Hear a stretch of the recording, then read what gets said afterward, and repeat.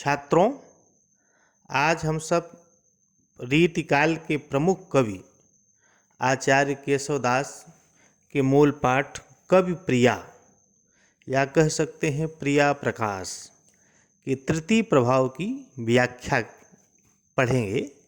ये हमारे पाठ्यक्रम में है। उससे पहले हम सब केशवदास के संबंध में एक संक्षिप्त जानकारी से अवगत हो लें। देखिए, रीतिकाल के ये प्रमुख कवि हैं। आचार्य केशवदास रीतिकाल के प्रमुख कवि हैं। अब आप लोग सोच रहे होंगे रीतिकाल के अन्य नाम भी हैं। हाँ, नाम इनके हैं अन्य। जैसा कि रीतिकाल को अलंकृत काल भी कहा जाता है, कला काल भी कहा जाता है, श्रृंगार काल भी कहा जाता है। अब विभिन्न विद्वानों ने अपने अपने मत के अनुसार नाम का सुझाव दिया है। अब जैसे देखिए, अलंकृत काल मिश्र बंधु जी दिए हैं। इसी तरह आचार्य रामचंद्र शुक्ल ने रीतिकाल कहा है। डॉक्टर रमाशंकर शुक्ल रसाल ने इसको कला काल कहा है। पंडित विश्वनाथ प्रसाद मिश्र ने इसे श्रृंगार काल कहा।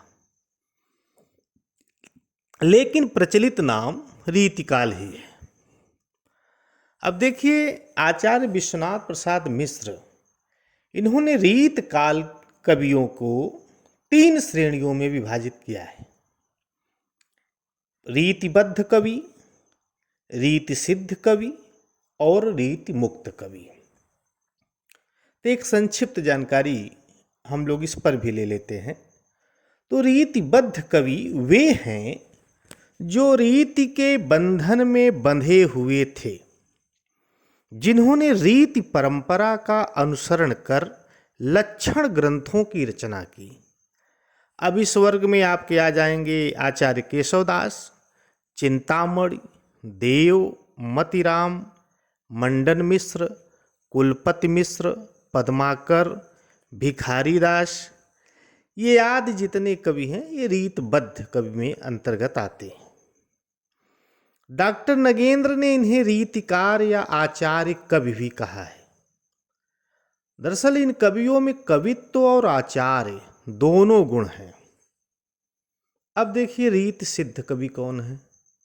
रीति सिद्ध वे कवि हैं जिन्होंने रीति ग्रंथों की रचना न करके उसके अनुसार काव्य की रचना की है। अब इस वर्ग में कौन आते हैं? इस वर्ग में हैं बिहारी, रसनिधि, बेनी प्रवीण, कृष्ण कवि। ठीक है। अब रीति मुक्त जान लीजिए। रीति मुक्त वे कवि हैं जिन्होंने न ही लक्षण ग्रंथों की रचना की और न ही उनके नियमों के अनुसार रचना की, बल्कि वे अपनी स्वतंत्र मनोवृत्ति के अनुसार काव्यों की रचना की है। इसमें कौन कौन है कवि? इसमें प्रमुख कवि हैं घनानंद, आलम, बोधा, ठाकुर, द्विजदेव। रीति मुक्त काव्य की मूल संवेदना क्या है? प्रेम है, जो हृदय की अनुभूति और उदात्त भावना पर आधारित है। अब घनानंद की कविता आप लोग पढ़े होंगे। रीति मुक्त के श्रेष्ठ कवि घनानंद कहलाते हैं।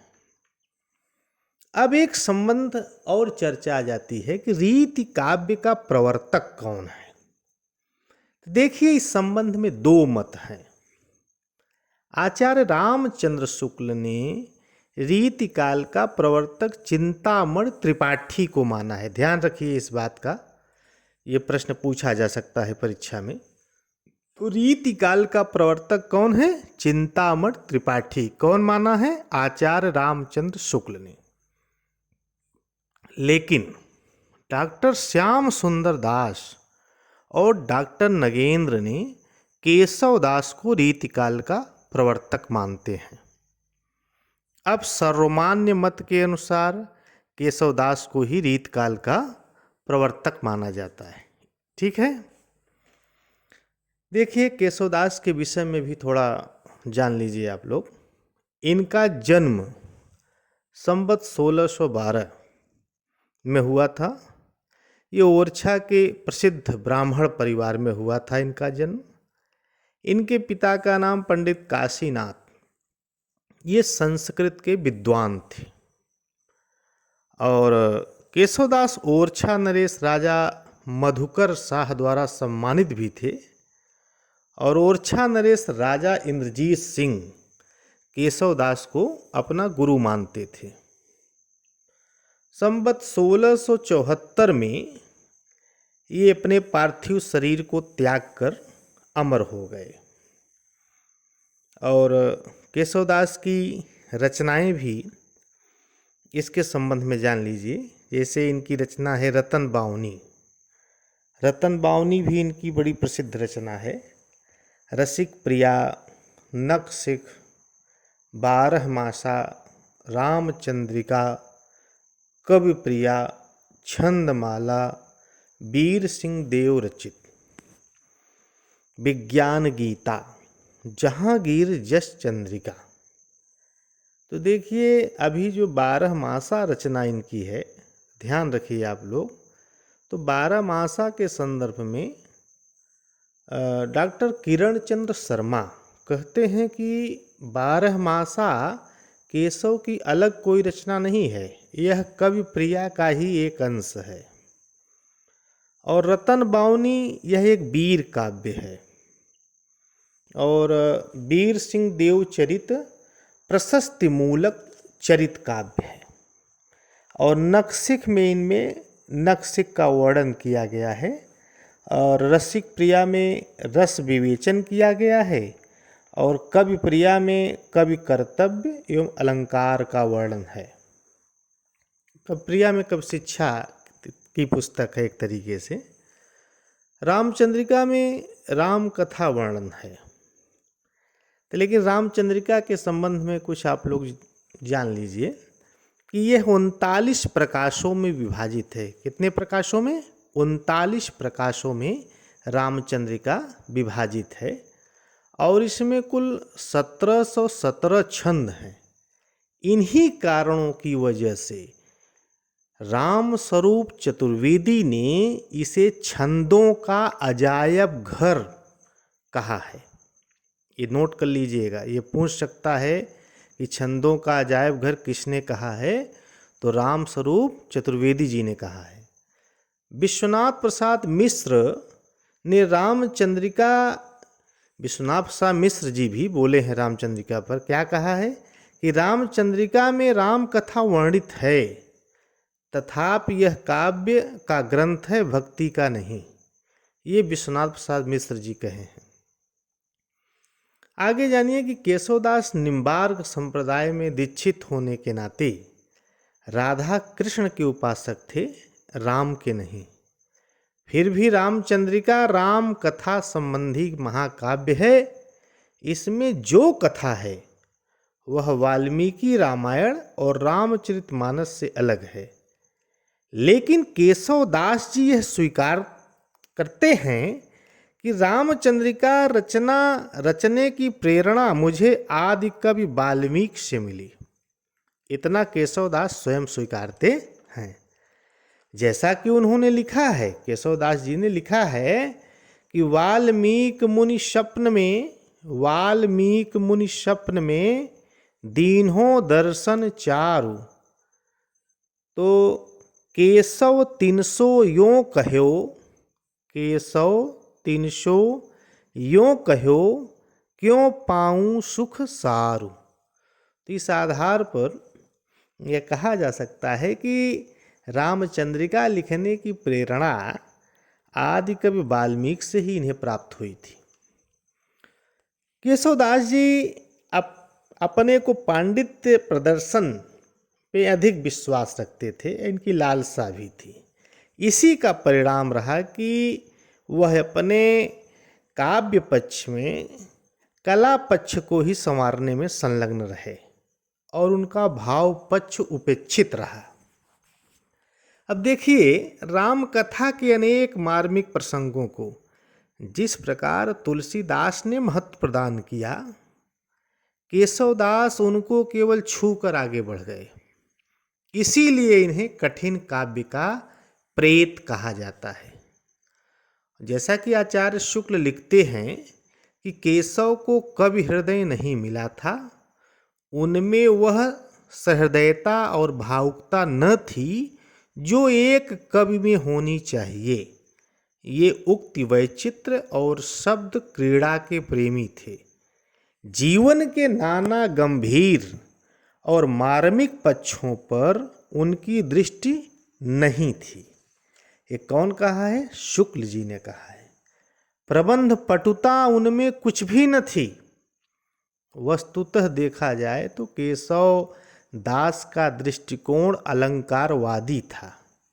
जैसा कि आप सब इस पद से परिचित होंगे, उन्होंने लिखा भी है कि यद्यपि सुजाति सुलक्षणी, यद्यपि सुजाति सुलक्षणी, सुबरन सरस सुवृत्त, भूषण बिनु न विराजई, कविता वनिता मित।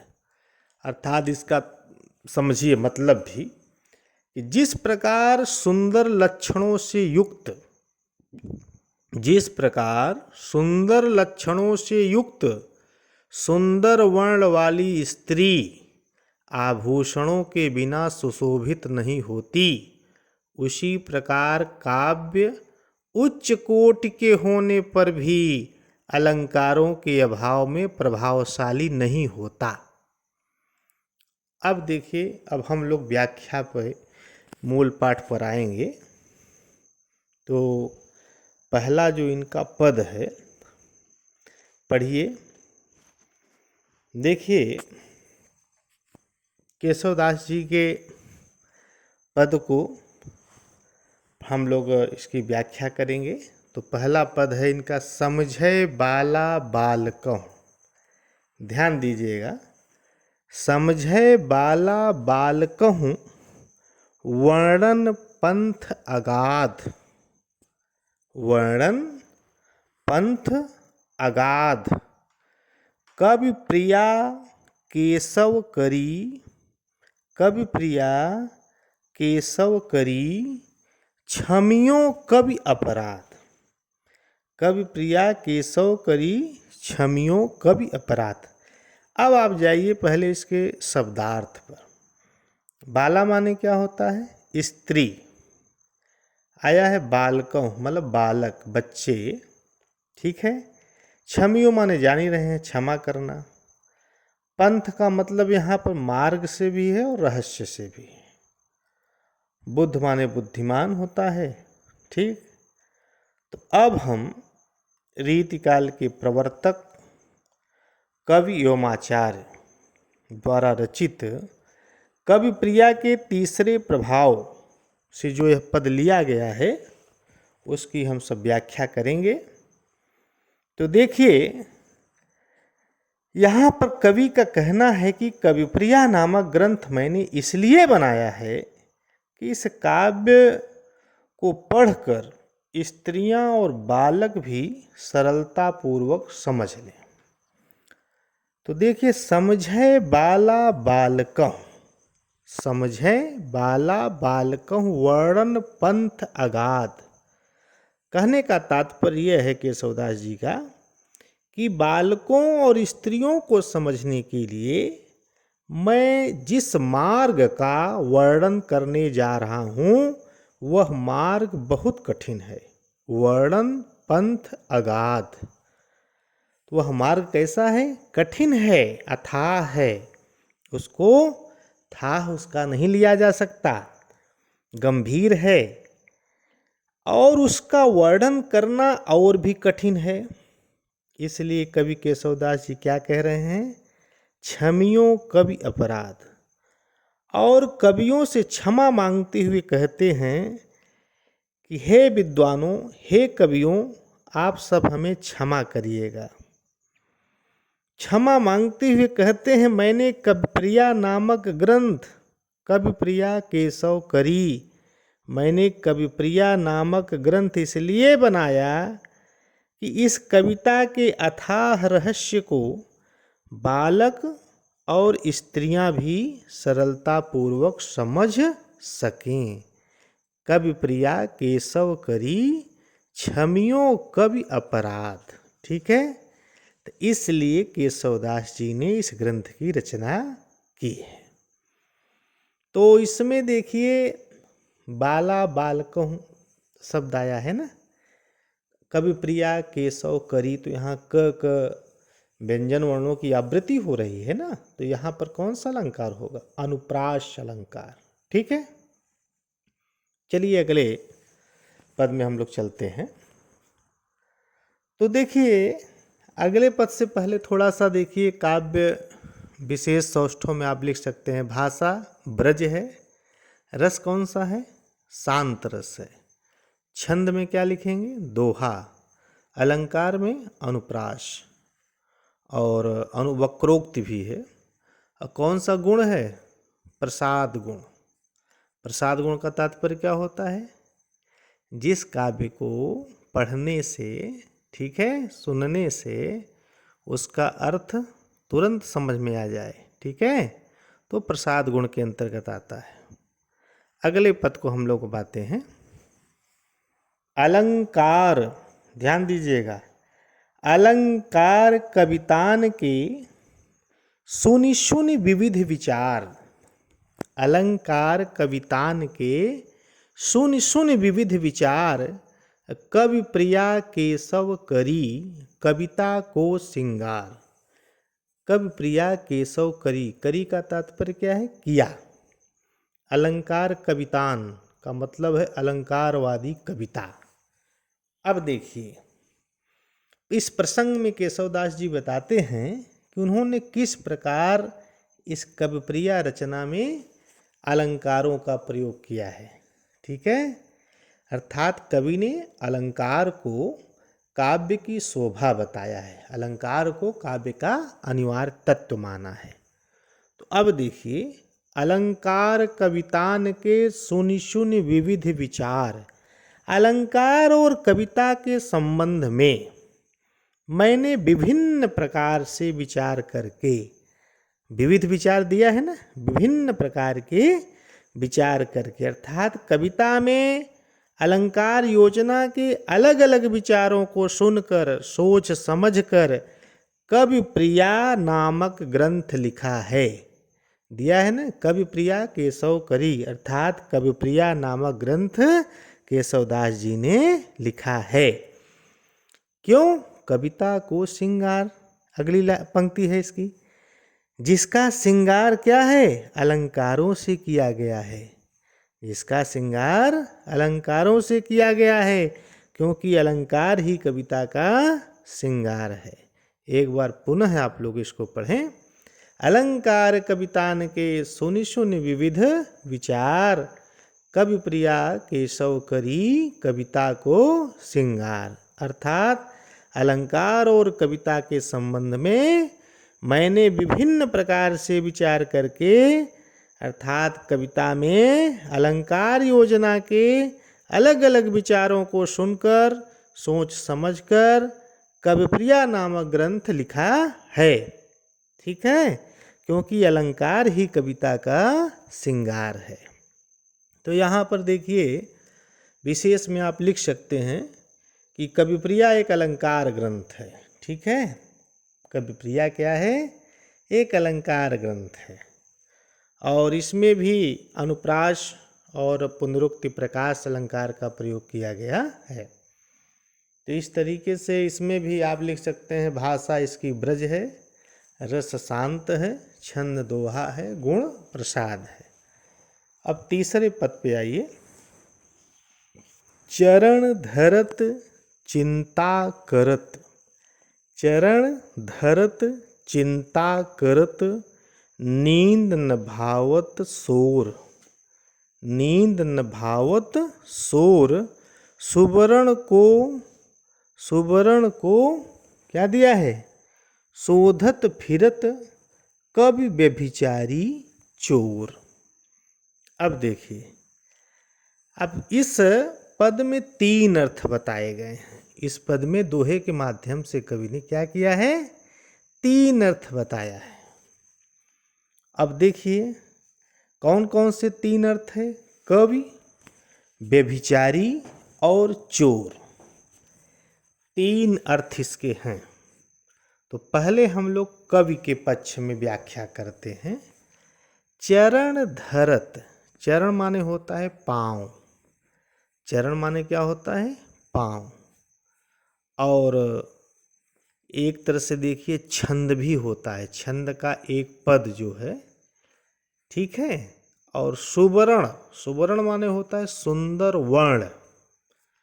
और एक अर्थ क्या हो जाएगा, सुंदर रंग वाली नायिका।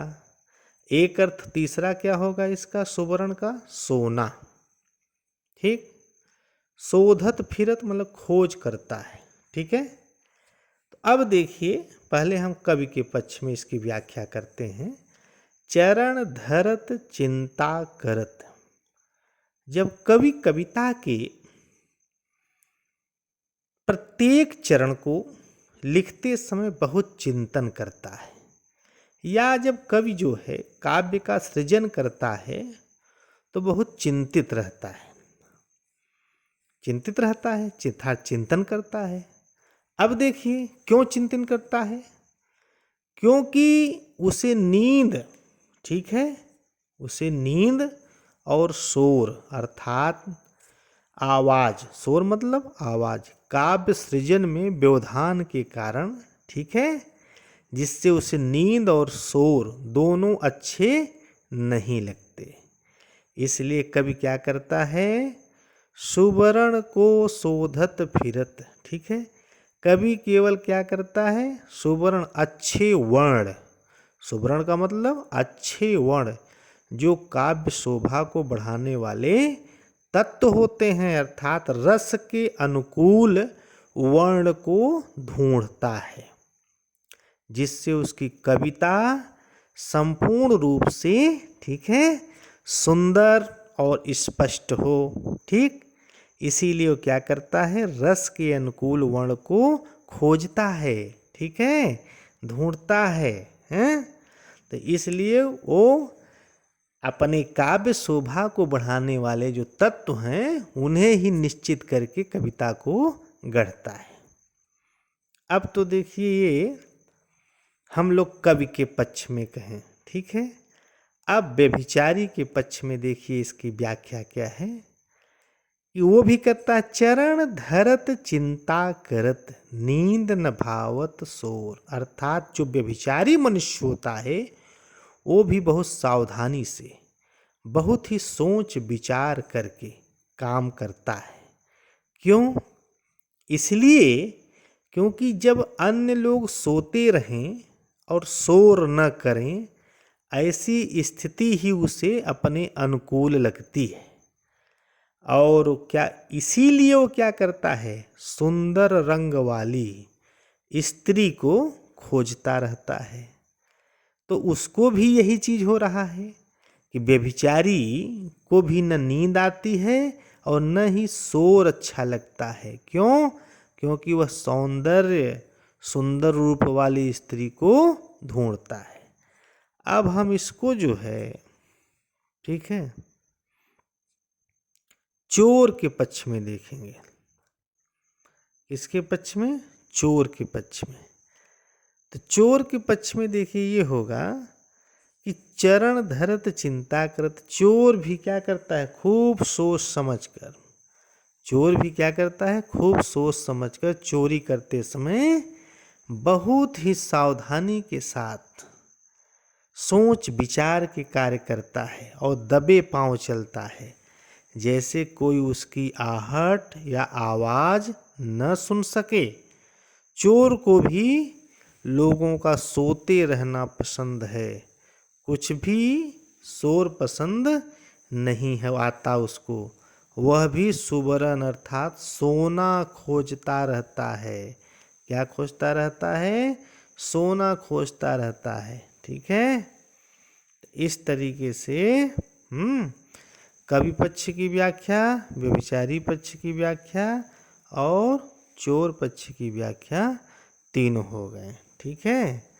तो अब देखिए, अब हम लोग जो है इस पर विशेष पर कुछ आ जाए तो इसमें देखिए, इसमें पंक्ति में एक ही शब्द का प्रयोग 3 बार किया गया है। जैसे सुबरन, तो सुबरन शब्द को ले लीजिए, तो सुबरन शब्द में इसमें भिन्नता है। सुबरन का अर्थ अच्छे शब्द है, ठीक है, एक अच्छा रूप रंग है, हैं? एक स्वर्ण है, सोना। इस प्रकार सुबरन के 3 अर्थ हैं। तो 3 अर्थ के कारण ये कौन सा अलंकार हुआ है यहाँ पर? श्लेष अलंकार। श्लेष मतलब चिपकना, जहाँ एक शब्द में कई अर्थ चिपके रहें वहाँ पर क्या होता है? श्लेष अलंकार। अब चलिए अगला पद हम लोग देखते हैं। राजत, क्या है? राजत। राजत रंचन दोष युत कविता बनिता मित्र, बूंदक हाला परत ज्यों गंगा घट अपवित्र। देखिए इस छंद में, इस छंद के माध्यम से केशव जी ने कविता, स्त्री और मित्र के विषय में अपने विचार व्यक्त किए हैं कि दोषयुक्त कविता अशोभनीय मानी जाती है। ठीक है, इसी पर कवि ने अपना विचार व्यक्त किया है। क्या कहते हैं? राजत रंचन दोषयुक्त कविता वनिता मित्र। कवि का कहना है कि कविता, स्त्री और मित्र में, किसमें? कविता, स्त्री और मित्र, ये तीनों ही अगर थोड़ा भी दोष आ जाए, तनिक भी दोष आ जाए, तो ये क्या हो जाते हैं? अशोभनीय हो जाते हैं। अर्थात तनिक सा दोष हो तो वे इस प्रकार अच्छे नहीं लगते जिस प्रकार मदिरा की एक बूंद पड़ते ही बूंदक हाला परत ज्यों गंगा घट अपवित्र। जैसे मदिरा की एक बूंद पड़ते ही गंगा जल का भरा हुआ पूरा घड़ा पवित्र हो जाता है। ठीक है, उसी प्रकार यदि कविता, स्त्री और मित्र में थोड़ा सा भी दोष आ जाए तो वे उसी प्रकार अच्छे नहीं लगते। इसीलिए कवि कह रहा है कि जिस प्रकार अंश मात्र भी अगर दोष आ जाए तो कविता, स्त्री और मित्र अशोभनीय प्रतीत होते हैं। अब देखिए, यहाँ पर देखिए कवि कहता है क्या कि तीनों कविता, स्त्री और मित्र, इन दोष की तुलना किससे की गई है? शराब से की गई है। इनकी दोष की तुलना किससे गई? कविता, स्त्री और मित्र की जो दोष की तुलना किससे की गई है? शराब से की गई है। तो इसी प्रकार कविता, स्त्री, मित्र तीनों अल्प दोष अगर इनमें हो तब भी ये शोभा नहीं पाते या शोभनीय हो जाते हैं, तीनों निंदनीय हो जाते हैं। तो इस प्रकार देखिए काव्य विशेष में आप लिख सकते हैं, भाषा ब्रज है, छंद दोहा है, अलंकार कैसा है? उपमा, और गुण क्या है? प्रसाद है। ठीक है, तो आपका ये चैप्टर समाप्त हुआ। अगले चैप्टर में हम लोग अगले कवि को पढ़ेंगे। धन्यवाद।